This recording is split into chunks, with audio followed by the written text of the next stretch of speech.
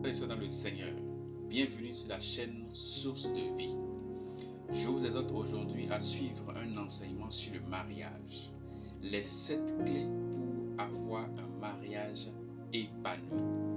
Frères et sœurs en Christ, n'hésitez pas à liker cette vidéo, n'hésitez pas à partager et à tout de suite. Le mariage est vraiment important. C'est un élément qui est indispensable à l'accomplissement réel de ta destinée. Je n'ai pas dit que tu ne peux pas faire de grandes choses sans être marié, mais réussir ton mariage, connaître vraiment le bonheur, la valeur du mariage. Et c'est tellement important que Jésus-Christ y a destiné son tout premier miracle. La Bible dit dans le livre de Jean chapitre 2, verset 11 au verset 13, tel fut à Cana en Galilée le premier des miracles. Que fit Jésus? Le premier des miracles que Jésus a fait, ça a été l'apport que Jésus-Christ nous a donné. Le code de ce mariage se trouve à l'intérieur des lignes de cette histoire. Alors la Bible nous raconte que Jésus-Christ est arrivé à un mariage, et lorsqu'il est arrivé à ce mariage, la Bible dit qu'à un moment donné, le vin est venu à manquer. Dans la parole de Dieu, le vin est une symbolique qui traduit soit le Saint-Esprit, la Sainte Seine, le sang de Jésus, ou le vin est une symbolique qu'on trouve dans le livre des Cantiques comme étant la manifestation du sentiment amoureux. Lorsqu'un homme est amoureux, lorsqu'une femme est amoureuse de quelqu'un, la façon dont ils vivent et se comportent ressemble à des gens qui ont bu du vin. En tout cas, si tu as déjà été amoureux, tu ressembles à un soulard. Vous savez, quand les gens prennent du vin et qu'ils sont ivres, ils sont étranges. Je rencontre comme ça des jeunes fiancés souvent qui parlent. Je dis, mais vous parlez combien de temps ensemble? Ils sont là.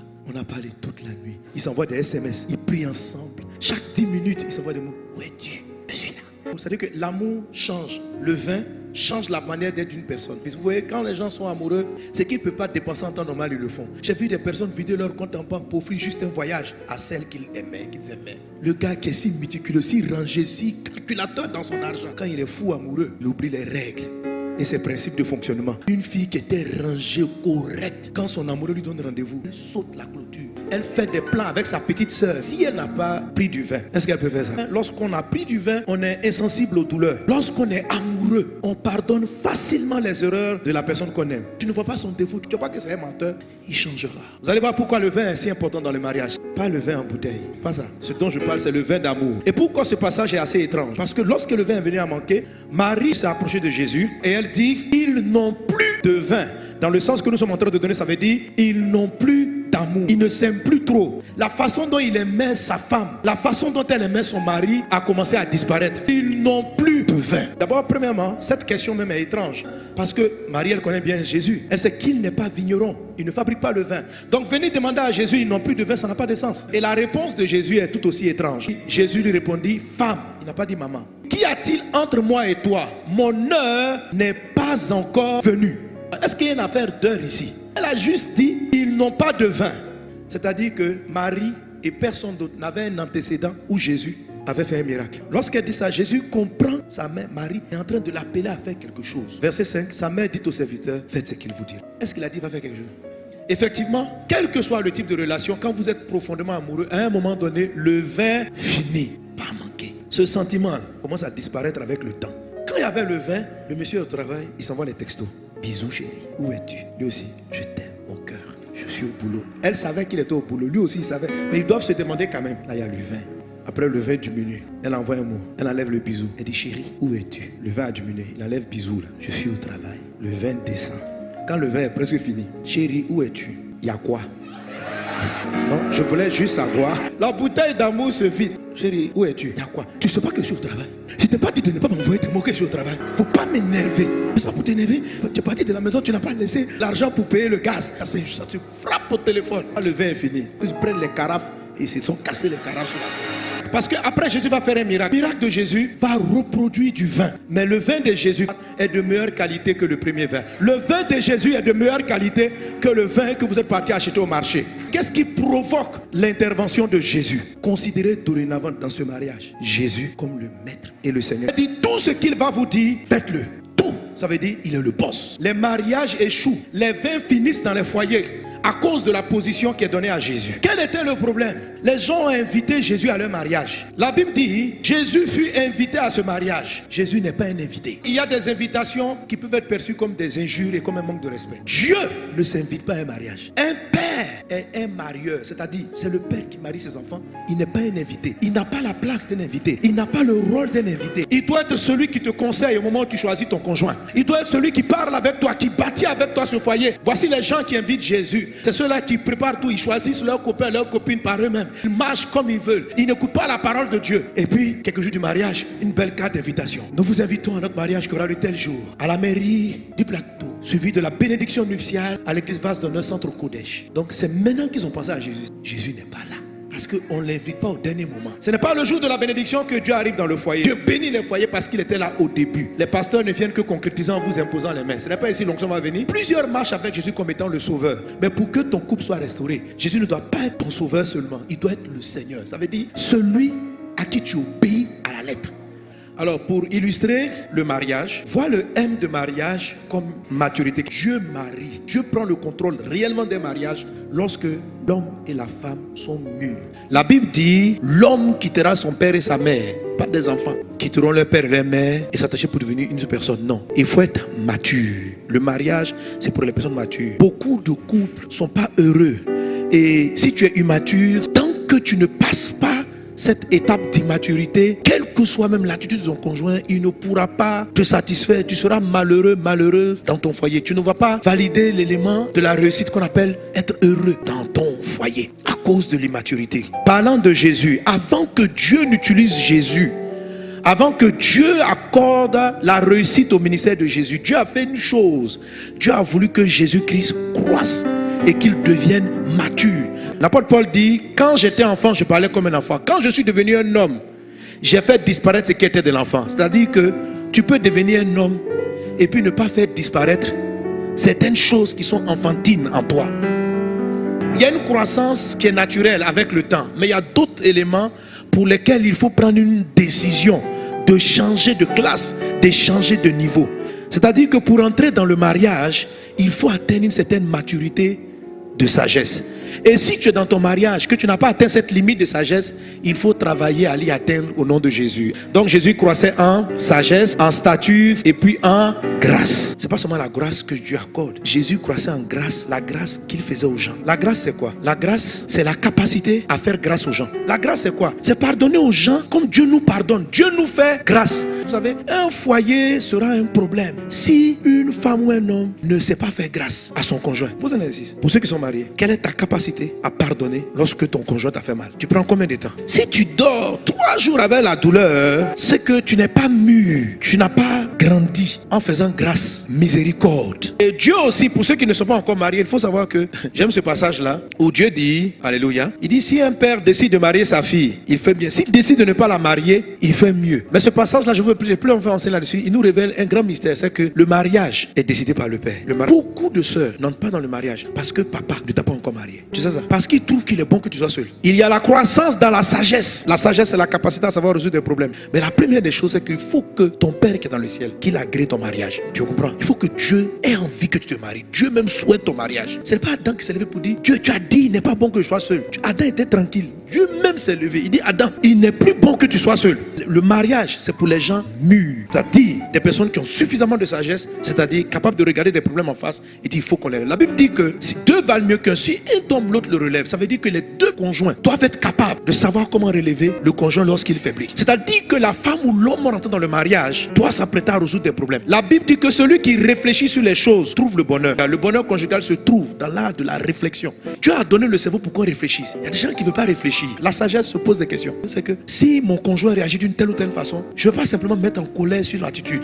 Je peux aller chercher le pourquoi devant Dieu, prier et puis l'aider à sortir. Parce que deux valent mieux qu'un. Une personne mature ne constate pas les problèmes. Elle les voit arriver. Elle réfléchit à comment s'en sortir. Et lorsque ton intelligence cherche la sagesse, Dieu va te parler. Amen. Donc on dit par exemple la croissance en stature. On dit qu'un arbre est mûr quand il peut donner son fruit. La maturité, c'est le fait de donner. Donc Dieu marie ses filles quand elles sont mûres en stature. Dans la stature, à savoir s'occuper d'une maison. Tu veux te marier là, mais est-ce que tu peux t'occuper d'un homme? Quelle est ta stature? Il faut être mûr. Quand un homme marie une fille, c'est pour s'amuser. Une femme qui est égoïste, qui cache son argent, Dieu ne veut pas la. Dieu veut pas. Parce que la maturité donne. Un homme qui est méchant sur l'argent, qui cache, il n'est pas mûr. Il n'est pas mûr. Tu dois être un homme plein de grâce. La grâce, c'est le fait de ne pas tout faire de manière logique. Dans la grâce, il y a de la folie.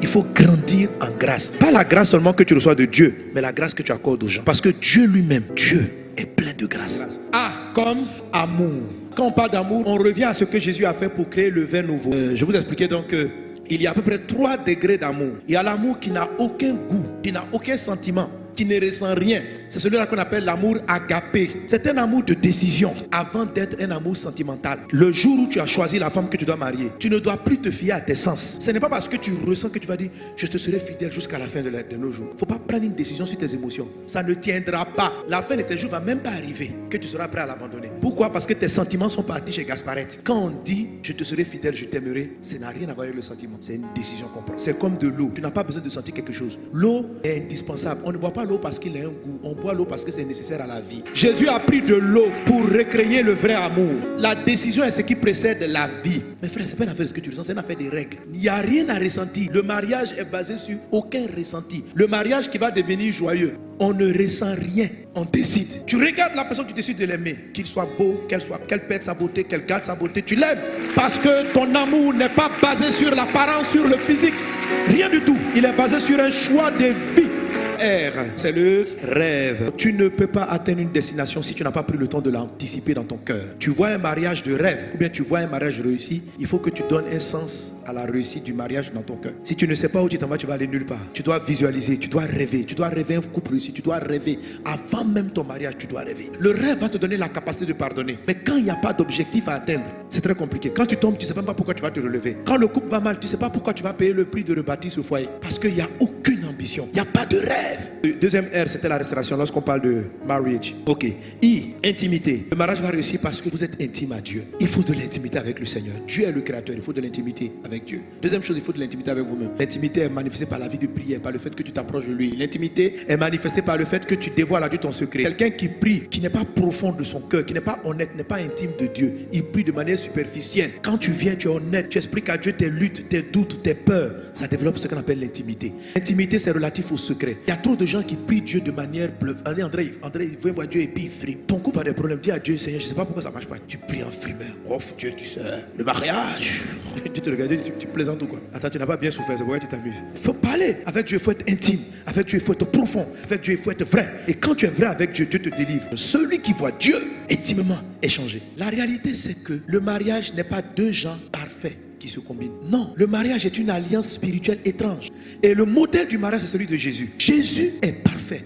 C'est le parfait qui vient rentrer en contact avec l'imparfait. Les mystères de Dieu sont grands. Le mariage du parfait, Jésus est parfait avec l'imperfection. La Bible appelle l'église le corps de Christ. Le deuxième A, c'est l'attachement. Alliance ou attachement. Pour que ton mariage réussisse, il faut que ta femme et toi, ton mari et toi, vous soyez vraiment attachés. Ça veut dire que vous êtes complices. Il y a un niveau d'attachement où tu sais exactement pourquoi tu as besoin d'elle. Et elle sait exactement pourquoi elle a besoin de toi. Il y a un moment donné, tu arrives avec ton conjoint, vous atteignez l'unité. Quand vous rentrez dans cette dimension, votre couple devient puissant. Vous amenez un sujet. Vous êtes là, Père, nous avons un projet d'entreprise. Cette déclaration envoie une énergie céleste dans votre entreprise et elle est menée jusqu'au bout. Le A de l'alliance ou de l'attachement est la partie qui fait peur à Satan. L'alliance fait quoi? Par exemple, en Ecclésiaste chapitre 4, deux valent mieux qu'un parce qu'ils retirent un bon salaire de leur travail. Dieu dit quand vous êtes deux, tout ce que vous faites est comme multiplié. Vos activités sont multipliées. La vérité, c'est qu'un mariage réussi rend plus riche. Quand tu as l'impression que vraiment tu es marié avec la femme, là, ça t'appauvrit. C'est que vous n'êtes pas en accord. Il faut comprendre le but du mariage. Dieu, en Genèse 2,18, n'a pas dit il n'est pas bon que l'homme soit célibataire. Il n'a pas dit ça. Il a dit il n'est pas bon que l'homme soit seul. Beaucoup de personnes interprètent ce passage comme étant Dieu ne veut pas que nous soyons célibataires. Qui a dit ça? Dieu ne veut pas qu'on soit seul. Il y a une différence entre seul et célibataire.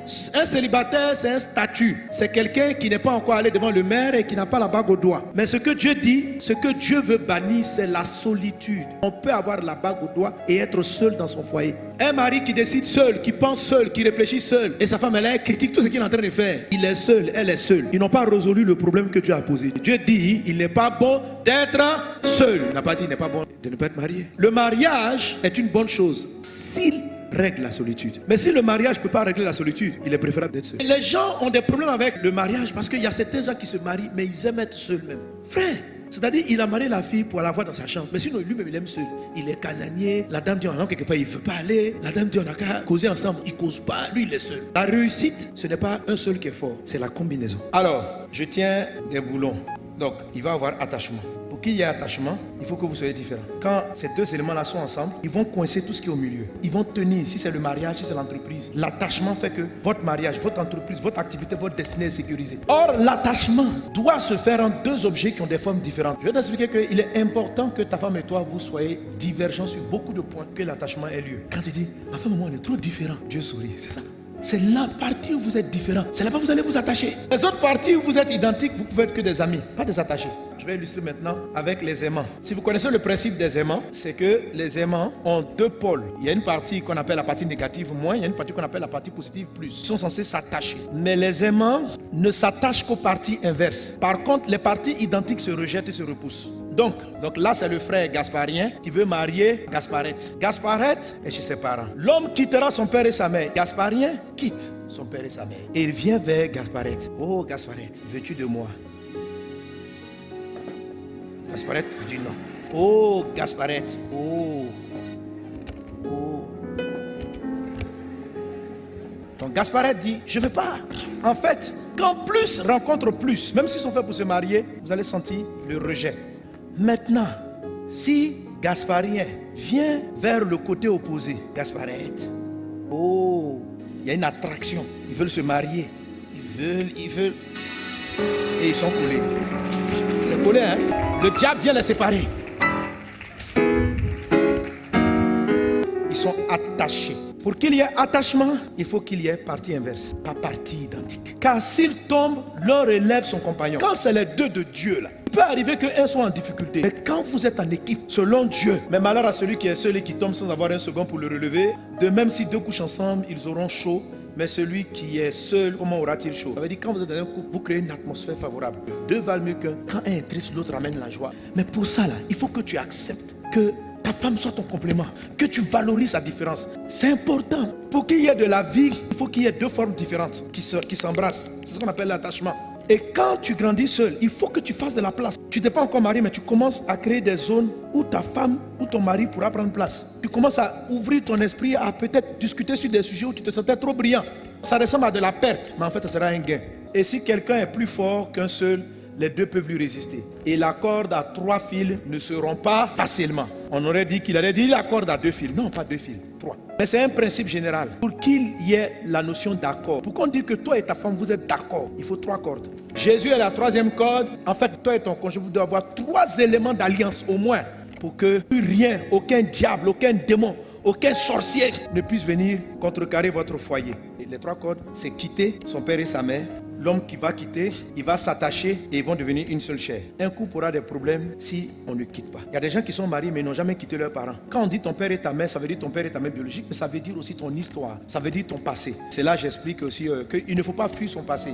Dans le mariage, il y a 2 façons. Il y a soit on fuit un passé, soit on quitte un passé. Pour qu'un mariage tienne, il faut quitter l'histoire et pas fuir l'histoire. Il faut être guéri des blessures de ton passé, des frustrations, des tromperies. Quitter, ça veut dire aussi vraiment quitter.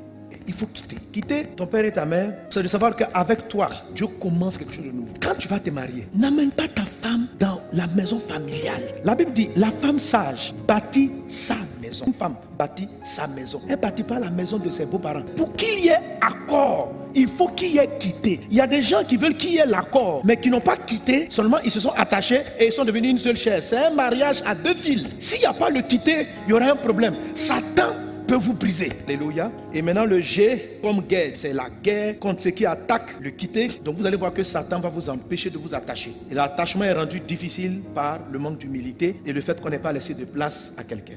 Comme, donne-moi l'élévation. En fait, élever, ça veut dire quand vous êtes ensemble, vous arrivez à surmonter de plus grands défis. Les défis arrivent et puis vous passez au-dessus. Élévation là, c'est monter, aller haut, aller en hauteur, aller en hauteur. Vous arrivez à trouver l'accord des 3 fils. Vous allez voir que vos prières seront tellement merveilleuses que Dieu va créer des circonstances favorables et vous allez passer au-dessus. La Bible dit quand 2 personnes sont d'accord, or d'accord là, c'est de venir combiner sa différence avec toi, ta particularité. Je ne sais pas, c'est dit que quand vous êtes d'accord, Dieu peut descendre, parler à ton DG. C'est-à-dire, il s'élève, il dit, offrez une voiture. Vous n'avez aucune idée de la puissance du mariage. Elle n'est pas logique. On dit 2 valent mieux qu'un. Il tire un meilleur salaire. Normalement, le meilleur salaire, on aurait dit que c'est une addition. Ce n'est pas une addition. 2, ça fait une multiplication pour 2. Elle gagne 300 000, tu gagnes 300 000. Mais quand vous arrivez à trouver l'accord aux 3 filles, ce n'est pas 600 000 que vous aurez à la fin. Ça sera. Mais c'est un accord dans votre âme, c'est un accord dans votre esprit, c'est un accord qui cherche le ciel. C'est un accord entre la rêverie et puis le pragmatisme. C'est Dieu le parfait connecté avec les hommes imparfaits. L'amour du mariage est quelque chose d'étrange. Ce n'est pas logique. Parce que ce que Dieu va faire dans votre couple, ça ne sera pas logique. Quand la Bible dit 1 va tuer 1000, 2 va tuer plus de 10 000, parce que Dieu n'additionne pas